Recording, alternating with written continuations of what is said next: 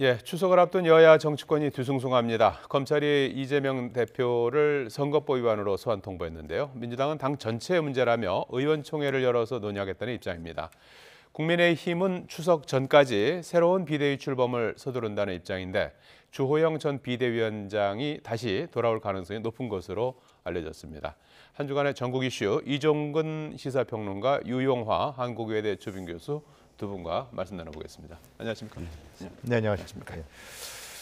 자, 이 9일 다음 주 9일로 이제 네. 선거법 위반 공소시효가 이제 끝나게 되는데 그걸 앞두고 이제 선거법 위반과 관련해서 이재명 대표에게 검찰이 소환 통보를 한 거죠. 네. 예, 거기에 대해서 야당은 전쟁이다, 여당은 범죄와의 전쟁이다 이렇게 지금 뭐 맞서고 있는 것 같은데 어떻게 보셨습니까?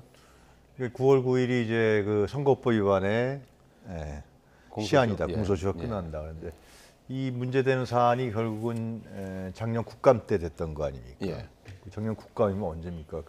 9월인가요? 뭐 9월, 10월. 네. 예. 거의 한 1년 전 거를 그 집안에서 한 건데 예. 뭐 하려고 그러면 그때 했어야 되는 거 아닙니까? 예. 허위사실 공표라 그러면은 실제로 선거법 위반이니까 그 바로 하든지 그 이후에도 하든지 그랬어야 되는데 지금까지 꺼냈다. 그 점도 상당히 좀 의아스럽고요. 그러나 가장 중요한 점은 뭐냐면요. 지금 윤석열 정부가 취임한 지 이제 100일 좀 넘지 않았습니까? 근데 지금 많은 국민들이 추석이 두렵다고 얘기합니다. 그러니까 지금 시금치 가격이 삼겹살 가격보다 더 비싸다는 거예요, 현재요. 그리고 환율도 지금 1,360원을 쳤어요. 예. 코로나도 아직도 안 끝났고요. 이렇게 국민들이 지금 상당히 민생과 물가와 경제 네. 위기 속에서 불안해하고 두려워하고 있는 상황인 거고. 예. 더욱더 중요한 건 이제 포스트 코로나 시대의 세계의 국제 질서가 지금 변화하고 있습니다. 예. 대한민국이 어떻게 갈 것인가 이러한 중차대한 문제가 있는데 이 문제를 구태여 이렇게 꺼내서 예. 특히 야당 대표를 소환한다라는 부분들이 무슨 의미가 있는 것이고 과연 윤석열 대통령이 국민만 보고 간다 그랬는데 과연 이것이 국민만 보고 가는 것이냐라는 점에서 이제 강한 의문을 표시할 수밖에 없고요. 두 예. 번째로는 바로 며칠 전에 그 이진복 수석이 그 난 들고 가갖고 예. 윤석열 대통령과 이재명 대표가 통화하지 않았습니까? 예. 그러면서 조만간 만나자, 예. 협치하자, 민생 예. 문제를 하자. 그것이 바로 며칠 전이에요. 예. 그런데 바로 한동훈 장관 휘하에 있는 검찰이 이런 소환 통보를 했다라는 거. 그것도 참 의아하다는 겁니다. 예. 도대체 그것이 정치인지 아니면 한동훈 장관이 임의로 저렇게 결정해서 한 것인지 대통령은 그렇게 생각 안 하는데. 예. 근데 뭔가 지금 이게 안 맞고 있고요. 그리고 이제 앞으로는 이 문제 갖고 계속 할 거 아닙니까? 예. 그러니까 이 문제 갖고 계속 논란만 하고 논쟁만 하고 예. 허위사실 공표라는 것도 추후에 말씀드리겠습니다. 지금 불투명한 측면이 많고 굉장히 여야 간의 논쟁이 있는데 예. 제가 말씀드린 아파요. 그런 중요한 문제를 그러면 윤석열 정부는 어떻게 할 것이냐. 예. 국민들은 이 문제를 어떻게 바라볼 것이냐라는 점에서 첫 번째 제가 말씀드릴 예. 수밖에 없을 것 같습니다. 자, 뭐 좀 시간이 좀 흐른 얘기고 경제 위기라는 문제 그리고 협치를 강조하는 그런 와중에 검찰 수사가 이제 적절하느냐 이제 뭐 이런 이제 논리인 것 같은데 거기에 대한 반론을 좀 말씀하실까요? 일단 이 문제가 예. 아주 새로운 문제일까요? 예. 그러니까 갑자기 이렇게 튀어나온 그런 문제일까 하는 점입니다. 이미 경선 과정, 대선 과정에서 그러니까 민주당 자체 경선 과정에서 제일 처음 튀어나온 게 대장동 개발 의혹이거든요. 그게 국민의힘이 그 문제를 시작한 게 아니라 이낙연 후보 측에서 대장동 개발 의혹이 있다라고 이야기하면서 그런 의혹이 있는 후보가 만약에 대통령 후보가 되면 민주당이 어떻게 될 것인가라는 문제 제기가 그때부터 있었습니다. 그리고 지난 우리가 전당대회 때 박용진 후보를 포함해서 이재명 후보와 경쟁을 벌이던 후보들의 입에서 가장 자주 나왔던 게 사법 리스크 거든요. 예. 이재명 후보에게는 사법 리스크가 있다. 그러면 당이 그 사법 리스크에 함께 연동이 돼서 예. 당의 어떤 그런 지지율이 추락하거나 할 우려가 있다라고 주장하지 않았습니까? 그럼 이 사법 리스크는 전혀 새로운 문제가 아니라 늘 있어 왔던 문제이고, 그리고 지금 소환 통보를 한 이유의 세 가지는 각각 그 좀 다릅니다. 성격도 다르고 또 그걸 고발하는 어떤 주체도 다르고 또 고발한 시점도 다 달라서 또 이것을 지금 수사하는 주체도 다르고요. 그래서 다른 어떤 상황들 속에서 이루어졌던 상황이고 결론적으로 말씀을 드리면 지금 민주당이 이렇게 그 굉장히 이것과 관련해서 정치적인 어떤 대응을 할 수밖에 없을 것 같아요. 어차피 당대표니까. 하지만 예. 결론적으로 말씀을 드리면 민주당 자체에서도 이미 대비를 했었을 것이다. 왜냐하면 예. 사법 리스크 뭐 다 말씀들을 하시고 그렇게 예, 알겠습니다. 그리고 당원들도 그것을 알고 결정을 했다. 예, 왜냐하면 그렇게 알겠습니다. 상대 후보들이 이야기했는데도 불구하고 그러면 이것은 당당하게 그냥 그 이 준비하신 대로만 하면 예. 된다. 준비 없이 갑작스럽게 튀어나온 이슈가 아니다는 겁니다. 예, 당내에서도 뭐 예견된 일이 아니었느냐 이제 이런 주장이신데요. 지금 일단 6일 오전 10시에 네. 이제 소환을 이제 요구해 놓은 출석을 통보해 놓은 출석이죠. 출석을 통보해 놓은 그런 상태인데 전날 월요일 의원총회에서 의원들의 이제 총의를 물어서 그 결정을 하겠다고 하지 않습니까? 어떤 결론이 나올 것 같습니까? 그러니까 아마 민주당에서 의총을 여는 이유는 예. 제가 봤을 때 지금 우리 평론가님께서 말씀하신 대로 민주당 내에서 뭐 경선 과정 또 이번에 대선 선거 경선 과정 지금 과정 이재명은 사법 리스크가 있기 때문에 대통령이 되면 안 된다. 이재명은 이러한 리스크를 안고 있기 때문에 당대표가 되면 안 된다. 이렇게 주장했던 분들이 있지 않습니까? 그런 것 때문에 저는 의총을 여는 것 같아요. 제 생각에는. 과연 이게 의총을 열 사안이냐라는 거죠. 근데 지금 이제 일가 계속해서 얘기하는 사법 리스크, 누구든지 사법 리스크는 다 있습니다. 예. 다 있지 않습니까? 저도 사법 리스크 있죠. 예를 들면 뭐 음주운전할 수도 있는 사법 리스크가 있고 예. 그걸 갖고 사법 리스크가 그러는지 그걸 보편화시킨 것을 보편화된 용어를 이재명에게만 얘기하는 것인지 잘 모르겠습니다만은 지금 거론되고 있는 그 뭐 대선 경선 때부터 지금까지 뭐 대장동 문제, 백현동 문제, 또 뭐 성남 FC 문제, 변호인 대납 문제 이 부분에 대해서 그렇다 그러면은 뭐 어떤 분들이 이제 안타까운 죽음을 당한 문제. 과연 이재명 대표가 그로 인해서 돈을 받은 사실이 검찰에 의해서 밝혀진 게 있느냐? 아니면 국민의힘에서 그런 부정과 비리에 대해서 근거 있게 정황이라도 구체적 정황이라도 제시한 것이 있느냐라는 것을 보면은 없는 거예요. 굉장히 그게 중요한 사실입니다. 이재명 대표를 해서 사법 리스크라 얘기하면 그게 있었다 그러면은 진짜 구체적인 수사가 들어갔겠죠. 예. 구체적인 수사는 없는 겁니다. 그러니까 있을 것이다. 이재명이 관계 있을 것이다. 의혹이 있다. 수사한다. 재수사한다. 예. 백현동이나 성남 FC 문제 같은 경우는 3년 동안 뒤졌다가 다시 털었다가 다시 또 한다는 거 아닙니까? 예. 이 문제가. 그러니까 이것이 과연 옥죄는 거죠. 옥죄는 것이고 검찰이 갖고 있는 수사권과 기소권, 공소유지권을 갖고서 한 정치인에게 옥죄는 걸 이렇게 오랫동안 하는 케이스가 있느냐. 그래서 제가 봤을 때는 그 털어도 안 나오니까 네. 제 생각엔 그래요. 굉장히 많이 털지 않았습니까? 실제로 우리 언론 보도만 해도 그래도 안 나왔어요. 안 나오니까 이제는 뭘 쓰냐? 허위사실 공표죄다. 예. 대선 선거법상에 이거 갖고 다시 또 한다는 거죠. 예. 계속해서 아마 저는 이 한동훈 장관의 검찰이 계속해서 아마 이재명 대표에 대해서 이런 얘기를 계속 할 겁니다. 예. 뭐 압수수색도 할 거고 쌍방울도 압수수색했잖아요. 지금 뭐 대장동하고 이제 이런 쪽은 수사 중이죠. 별도로. 근데 대장동은 수사 중인데 나온 게 없잖아요. 이재명에 관련돼서는 예. 다른 사람에 관련돼서는 많이 나왔죠. 50클럽이라든가 예. 뭐 진술이라든가 이걸 통해서 쌍방울 관련도 압수수색을 했다 그러는데 예. 그건 이재명 대표하고 쌍방울과 관련돼서 뭐 증거라든가 근거라든가 정황상이라든가 나온 거 없지 않습니까? 예. 그런데 마침 뭐 쌍방울을 압수수색하면서 이재명 대표에게 뭘 변호사비를 대납해 준 것 같다. 예. 계속 얘기를 흘리고 이것이 예를 들면 그럼 국민들 입장에 봤을 때 이재명 대표에게는 뭐 상당히 있는 것 같아. 예. 대장동도 뭐 상당히 있는 것 같아. 이러한 식의 어떤 옥죄기와 상당히 정치적 노림수를 두는 검찰의 행태죠. 예. 이게 자꾸 국민들을 속이는 거죠. 추석날도 그렇게 해서 예. 마치 이재명에 뭔가 있는가 해서 회자시키려고 하는 예. 그런 의도가 굉장히 강한 거 예. 아니냐라는 생각이 들어요. 예. 소환과 관련해서는 이제 응할 것인지. 그러니까 제 생각에는 응하지 않을 가능성이 더 커 보이는 아니, 그러니까 거죠. 저는 의총에서 민주당 의원들이 어떤 판단을 내릴지 모르겠지만 제가 두 가지 말씀드리면, 첫 번째는 이제 이것이 만약에 이재명 대표가 법원에서 선고를 받아서 하면 100만 원 이상의 형을 받으면 민주당에서 430억을 토해내야 된다는 거 아니에요? 대선 국고보조금. 이거는 그런 이재명에만의 문제만 아니라 민주당에 대한 문제예요. 이것을 민주당 국회의원들이 어떻게 바라볼 것이냐라는 게 첫 번째가 있고, 두 번째는 그날 만약 프레시가 터질 겁니다. 아마 굉장히 프레시가 터지고 이재명 대표가 검찰 소환하면 이제 우리 언론인들이 마이크 들이댈 테고 또 얘기할 테고 막 그러면 온통 추석이 이재명이가 잘못이 있냐, 범죄가 있냐, 이걸로 아마 추석 민심이 돌아가는 그런 의도가 굉장히 강한 거 아니냐. 그런 기획된 거다. 저는 그렇게 판단합니다. 그래서 안 나갈 가능성이? 아니, 제 생각은 그런데 지금 민주당 의총에서 결정하겠죠, 의원들이.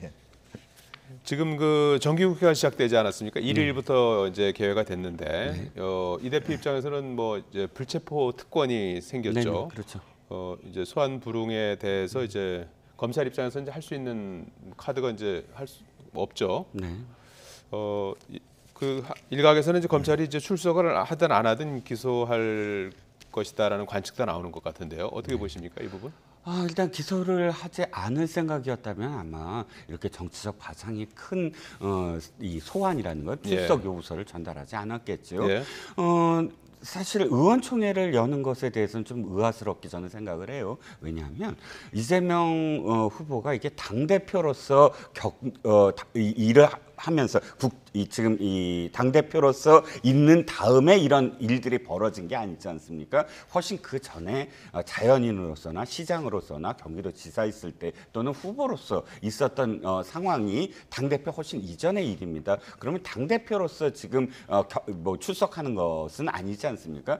본인에 대한 문제인데 지금 이재명 당대표가 이 수락연설에서 한 말이 있어요. 첫째도 민생이고 둘째도 민생이고 셋째도 민생이다. 즉 민생이 가장 중요하다. 자는 민생을 협치를 하면서 정부에게 협치할 건 협치하겠다라고 이야기했다면 저는 이재명 당대표가 자신의 지금까지 정치인의 캐릭터처럼 당은 민생을 위해서 열심히 이 정기국회와 임하라. 내 문제를 연결시키지 마라. 내 문제를 연결시키면 어떻게 되냐면 민생을 외면하고 이재명 구하기로 당이 단결해서 하는 모습처럼 국민들한테 보일 수가 있다. 그러지 마라라고 제1야당 대표로서 당당하게 할 수 있는 어떤 문제가 아닐까. 자신의 어떤 출석 요구를 왜 의총이 결정해야 되는지 잘 이해가 가지 않고요. 저는 나가리라고 또 봅니다. 왜냐하면 당 법률지원단장인 양부남 고검장 출신이죠. 법률 공동위원장인가요? 그분이 딱 언론에서 아니 이건 나가야 된다. 그건 나갈 거라고 본다. 그리고 이 당대표 역시 스스로 나가고 싶어 한다라고 지금 얘기한 것을 봤을 때 또 지난번에 국정감사 교수님 말씀하셨지만 국정감사 기억나는데 당에서 다 반대했어요. 당에서 나가지 마시라. 후보니까 나가서 혹시나 또 국정감사에서 이런 어떤 나중에 또 이렇게 빌미를 잡힐 그런 건수가 생기지 않느냐. 근데 이재명 당시 지사는 아니다. 난 나가서 얘기하겠다라고 당 뿌리치지 않았습니까? 지금도 당에서 아마 반대 목소리가 있지만 이재명 당대표의 캐릭터상 내가 뭐 죄를 짓지 않았으므로 난 나가서 당당하게 털고 오겠다라고 또 나갈 가능성도 있어 보입니다. 근데 뭐 터는 게 공개된 장소에서 얘기하는 거면 터는 게 되는데 거기 검찰 소환 가서 검찰에 얘기하는 것이 이렇게 터는 게 될지 또 검찰에서 다른 사실 흘릴 테고 그리고 이미 국정감사 CCTV 다 찍힌 거 아니에요, 그거예요. 다 있어요. 근데 꼭 이재명 대표를 불러서 해야 되는 검찰의 의도가 무엇이냐. 한마디만 말씀드리면 제가 보기에는 추석 때 이제 국민들이 어렵다, 힘들단 말이에요. 민심이 아주 악화될 거예요. 또 태풍까지 온다 그러지 않습니까? 지금 악화될 것인데 그 부분은 희석화되는 것이고, 희석화되는 것이고, 진짜 민생은 희석화되는 거고, 오직 이재명만 남는 거죠. 이재명 했니 안 했니 이것만 남는다 이거죠. 이 허위 검찰에서 서면을 지금 하겠다, 서면으로 하겠다라고 얘기했는데 그것을 불응했기 때문에 어쩔 수 없이 지금 소환한다라는 게 JTBC 단독 기사로 이미 나왔으니 뭐 서면으로 하셨으면 얼마나 좋았을까라는 또 아쉬움이 있는데. 아니, 다시 서면으로 하면 되죠. 아, 그거 뭐 26일까지 얘기를 했는데 26일까지 하지 않았기 때문에 예. 거기 응하지 않은 것도 예. 이재명 후보인 거를 이재명 당대표도 인정을 하는 부분이라. 예. 아니, 다시 응해서 월요일- 서면하면 되는 거죠. 그게 뭐 월요일 어렵습니까? 의총에서 이제 어떤 예, 결론이 하여튼, 나올지 네. 예, 월요일 의총하고 이제 화요일에 이제 예정이 돼 있는데 월요일 의총 결과에 따라서 이제 결정을 하겠죠.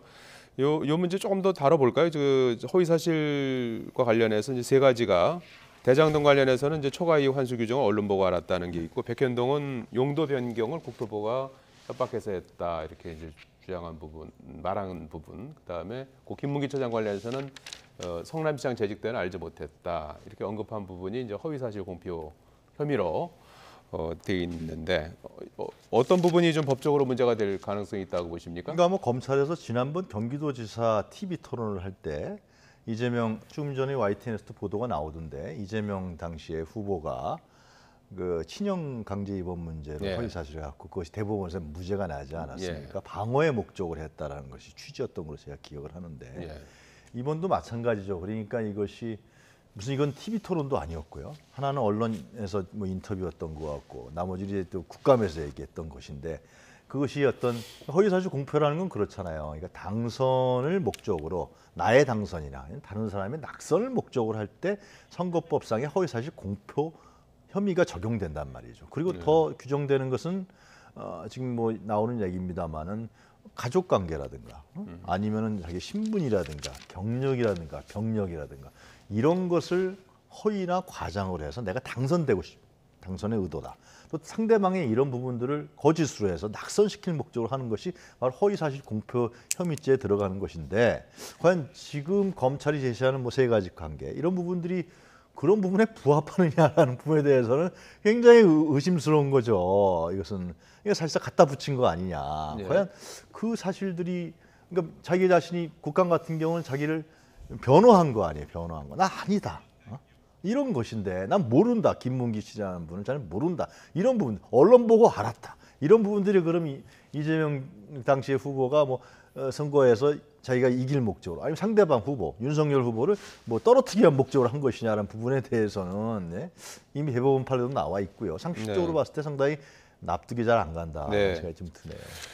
그런데 이제 박정하 국민의힘 의원이 백현동 용도 변경과 관련해서 이재명 대표는 이제 용도 변경을 국토부가 협박해서 했다고 돼 있는데 공문을 하나 이제 공개를 했어요. 국토부가 보낸 공문에서 용도 변경은 성남시가 판단해야 할 사안이다. 이렇게 돼 있다는 거 아닙니까? 네, 그렇습니다. 예. 국정감사에서 아마 동영상 다시 뭐 보여주시면 알겠지만 이렇게 얘기를 했어요. 내가 그것을 안 하면 국토부가 직무유기로 저 고발하겠다. 직무유기 혐의로 인정이 되는 것이라서 24차례나 협박을 했기 때문에 직무유기 이 상황이 아니어야 되기 때문에 자신이 그것을 했다라고 이야기를 합니다. 그런데 그 모든 것들이 사실 사실이 아니라는 것이 지금 드러나고 있어요. 예. 24차례 아닙니다. 국토부가 3차례 보냈고요. 그 당시에 그것을 담당했던 공무원이 지금 증언을 했습니다. 지금 현직은 아닌데 이걸 담당한 공무원이 아마 지금 박정하 대변인이 보여준 공문이 바로 그 공문입니다. 예. 즉 이 공무원이 11월에 이 국토부에 보내요. 문의합니다. 이걸 꼭 지켜야만 합니까? 의무사항입니까? 그러니까 공공 이전과 관련된 특별법에 포함되어 있으면 이거 무조건 지켜야 되거든요. 그런데 바로 회신이 옵니다. 그건 성남시에서 알아서 할 일이다. 의무사항이 아니다라고 회신한 게 아마 박정하 대변인이 나올 겁니다. 예. 그리고 그 공무원이 뭐라 그랬냐면 증언을 하기를 그래서 이것을 아니라는 회신을 시장에게 보고를 했다라고 이야기합니다. 그러면 자신이 지금 얘기한 것처럼 직무유기고 협박이고가 아니라 그것이 국토부가 아니라는 사실을 보냈는데 그걸 보고를 했는데도 불구하고 아니다. 그 지금 국정감사에서 이건 정반대로 지금 증언을 한 것이고요. 네. 아까 협박과 관련해서 그러니까 이 대법 판례에 대해서 말씀을 하셨지만 분명히 공직선거법에는 그렇게 돼 있습니다. 당선되고자 할 때 이 쭉 나와 있습니다. 말씀하셨듯이 뭐 가족관계, 신분, 직업, 경력, 재산, 행위 등이라는 게 돼 있거든요. 등 허위사실. 즉 지난번에 그 친형과 관련돼서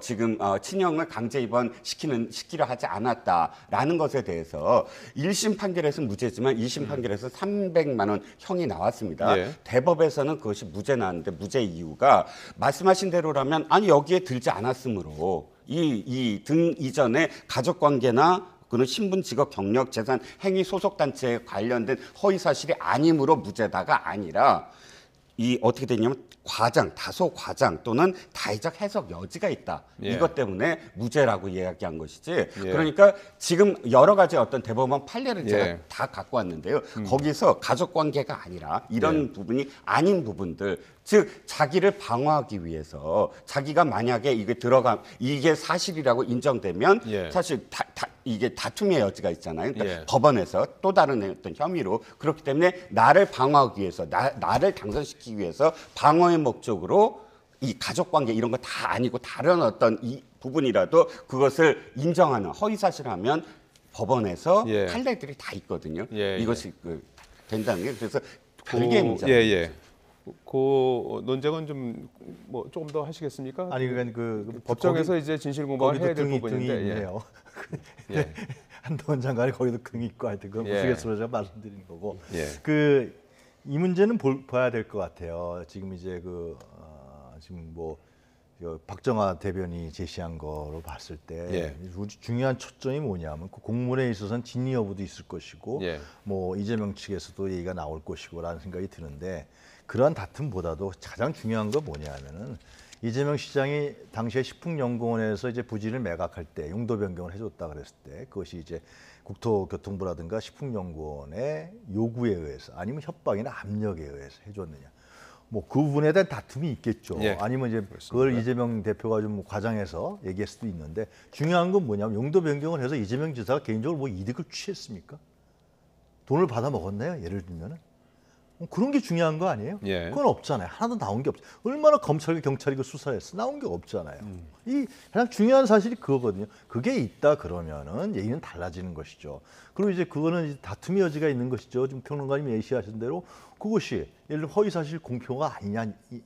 근데 이쪽에서는 이제 그것은 나를 방어하려고 하는 것이 내가 당선이나 낙선을 목적으로 한 것이 아니다라는 문제의 차원이 다른 거죠. 예. 그러니까 이게 본질과 어떤 나타난 양태. 그래서 제가 자꾸만 말씀드리는 것은 그럼 본질. 이재명 대표가 그럼 돈을 받아먹고 부정 비리를 취했는 용도 변경을 해줘서 그게 있다 그러면 얘기는 달라지면 그게 없다 그러면은 예. 지금에 나와서 허위사실 공표라고 검찰에서 하는 것은 상당히 더 씌울 가능성이 크고 예, 정치적으로 알겠습니다. 바라보는 거 아니냐라는 생각이 듭니다. 예, 그 얘기는 그 네. 정도까지 하고요. 그런가 하면은 지금 이제 주가 조작 혐의가 드러난 그 도이치모터스 사건 관련해서 윤석열 대통령의 부인 김건희 여사가 등장하는 녹취록이 한 매체 이 뉴스타파를 통해서 공개가 됐죠. 해당 매체는 이제 김 여사가 직접 주식을 집중 매수한 게 확인됐다면서 윤 대통령의 후보 시절의 발언은 거짓으로 드러났다 이렇게 주장을 하고 있는데 어떤 내용인지 좀 설명을 해주시겠습니까? 네, 윤석열 후보와 그다음에 또 김건희 여사가 후보 시절부터 이렇게 얘기를 합니다.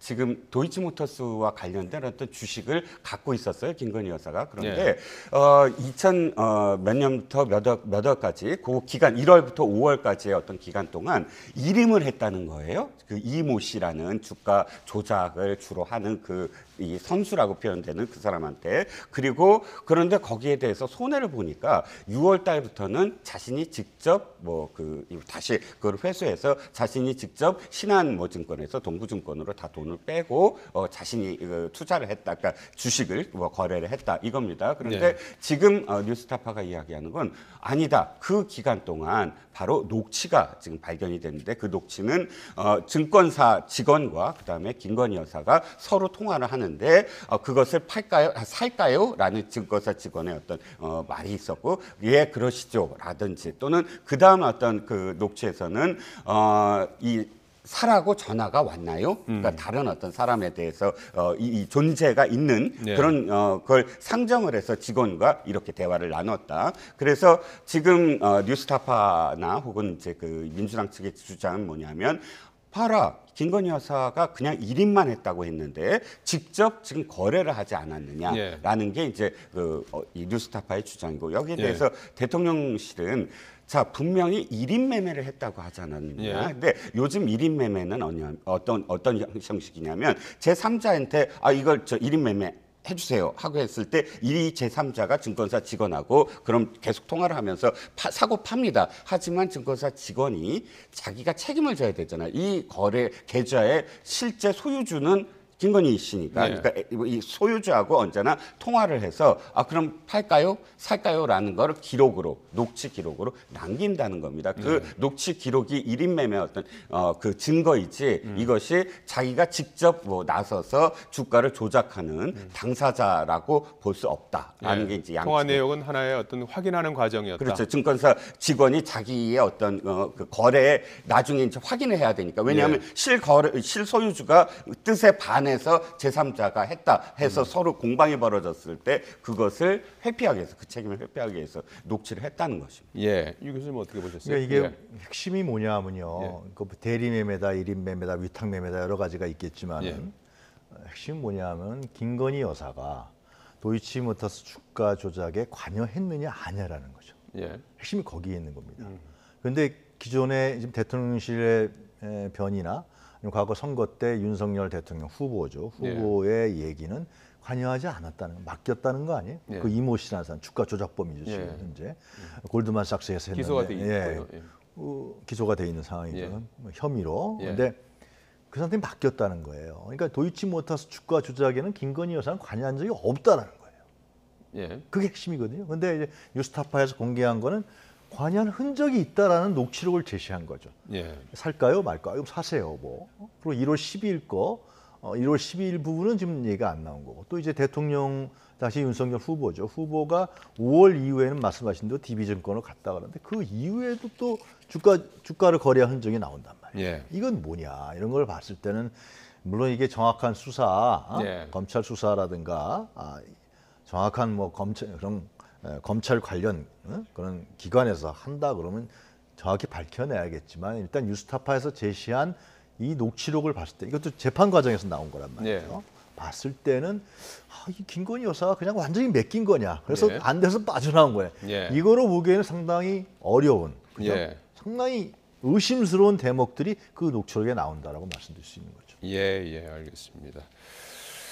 자, 이제 좀 대통령 지지율을 좀 짚어봐야 될 것 같은데요. 최근에 윤 대통령 민생 현장 많이 지금 행보를 늘리고 있고 인적 쇄신도 지금 진행을 하고 있는 상태인데 갤럽 조사 일부 다른 여론조사에서는 조금 올라간 그 여론조사도 나오곤 했는데 갤럽 여론조사로는 비슷하게 20%대에 지금 갇혀 있는 것 같은 모습인데 어떻게 분석하십니까? 지금 지지율이 오를 수가 없는 상황이에요. 예. 저는 딱 이 지금 20% 중후반대가 바닥이다. 더 이상 내려가지 않는 그러니까 윤 대통령에게 어떠한 좀 비판적인 상황이 닥치더라도 더 이상 내려가지 않는 것 하는 마지막 저지선이 이제 20% 후반대라는 거를 지금 확인하는 어떤 과정이고요. 예. 두 번째는 지금 당 상황이 계속 발목을 잡고 있어요. 당이 계속 사법적인 어떤 리스크 여기야말로 지금 사법적 리스크가 계속 벌어지고 있거든요. 행정심판이 계속 개입이 돼서 이것이 완전히 좀 안정이 되고 집권 여당처럼 이제 보이는 그러니까 이 대통령의 국정 운영을 뒷받침해주는 그런 모습으로 전환되지 않는 한에는 지지율 정치는 계속될 것이다. 그리고 지금 현재 대통령실을 지금 계속 쇄신하고 있지만 피부로 느껴지진 않는다는 거예요. 왜냐하면 예전 같으면은 쇄신을 할 때 비서실장이나 수석을 교체하면서 정치적 책임을 묻는 것으로서 기강을 다시 잡았는데 지금은 행정관부터 시작을 해서 뭐 어떤 잘못을 했다라는 걸 하나씩 따져가 면서 지금 공개를 하면서 밑으로부터의 어떤 쇄신을 하고 있거든요. 그러면 이게 굉장히 시간이 더디게 걸리고 국민들이 바라봤을 때 저렇게 잘못들을 많이 해서 행정관을 왜 이렇게 잘못 뽑았을까? 이렇게 이 한 번에 쇄신이 아니고 계속 어떤 설득하는 과정이 길어지는 어떤 문제 이런 것들이 겹쳐지면서 사실 지지율이 회복되고 완전히 반등의 기회가 없다. 그러면 어차피 지금 반등의 기회를 얻으려면 대통령실과 당이 완벽하게 쇄신해서 처음부터 새 출발을 한다라는 모습을 보일 때까지는 횡보를 계속할 수밖에 없다라는 생각입니다. 예. 유 교수님은 어떻게? 그러니까 저게 저 갤럽 조사에서 볼 수 있는 건 지금 8월 한 달 이상 동안 지금 5주째인가요? 20%대입니까? 27%대예요. 근데 저기서 봐야 될 게 이제 중요한 몇 점이 있는데요.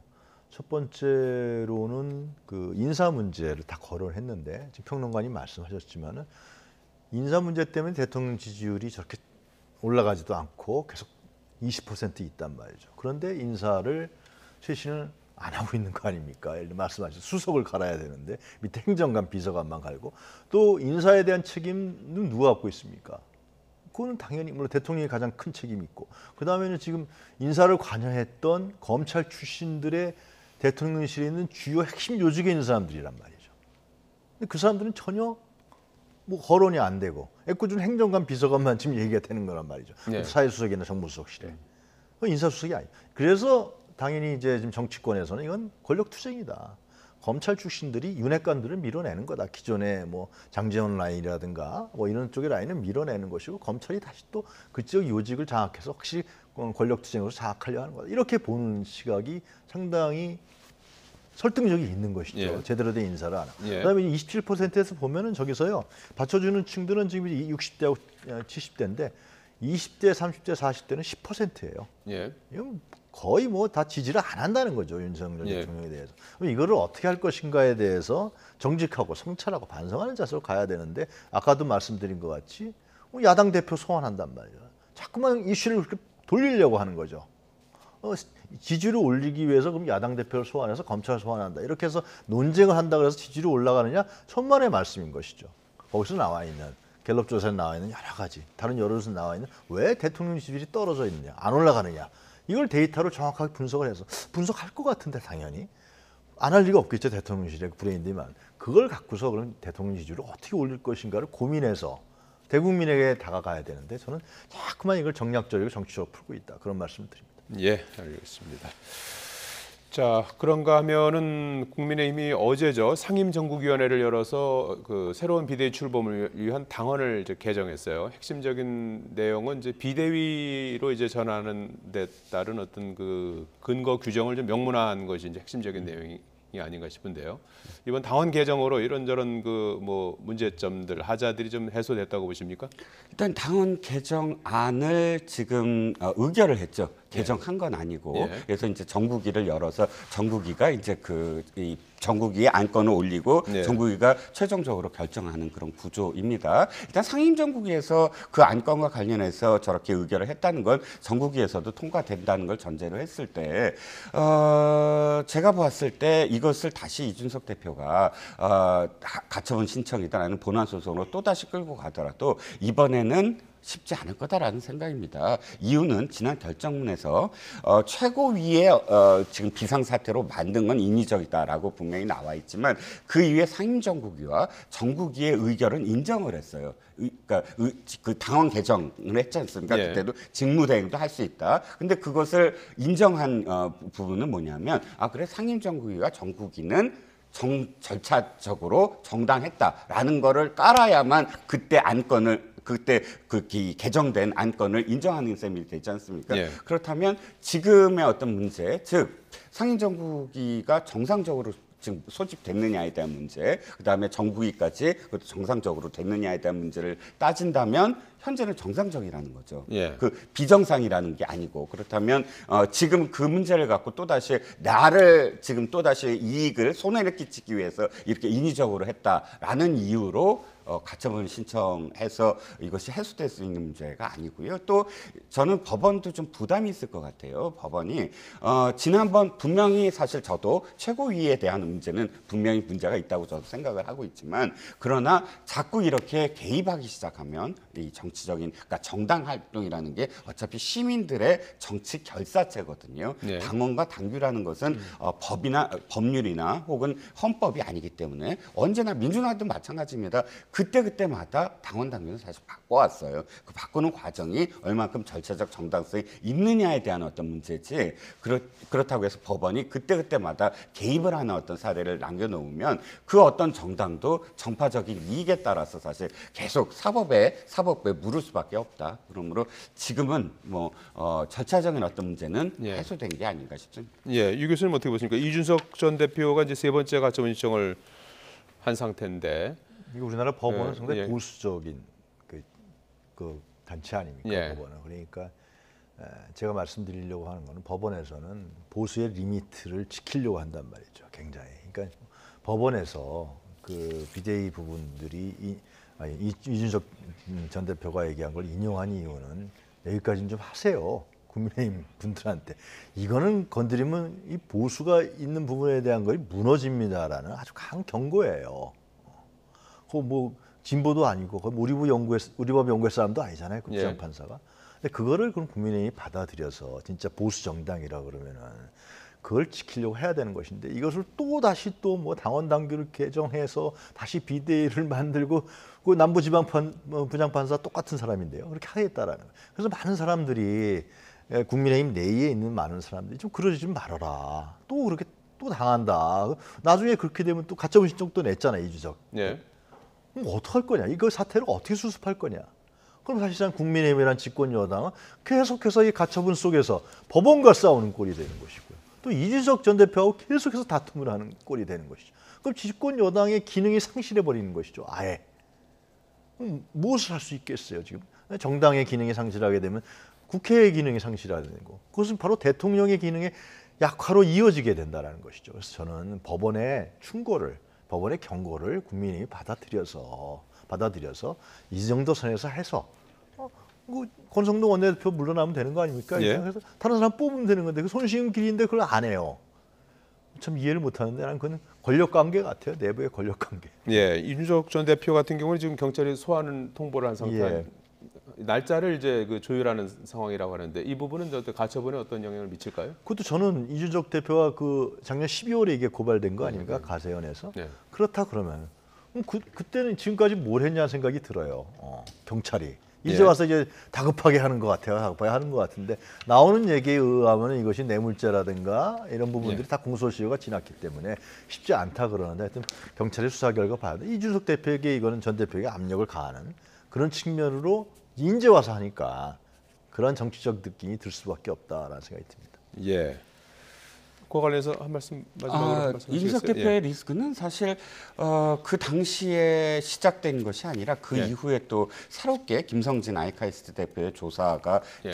이루어지고 해서 뭐 시기상으로 지금 겹쳐져서 좀 오해의 여지가 있겠지만 어쨌든 이건 빨리 경찰이 결론을 내렸어야 예. 됐다. 가부간에 이것도 역시 경찰의 어떤 결정이 늦어짐으로써 생긴 정당의 어떤 혼란이거든요. 예. 그 사법적인 어떤 리스크가 양쪽 정당 다 사실 예. 빨리 사라져야 된다라는 예. 생각입니다. 예, 다음 주에 정치권은 이제 여당은 비대위 출범을 놓고 또 야당은 이재명 대표 검찰 출석 문제를 놓고 또 한바탕 진통을 겪을 것으로 보이는데요.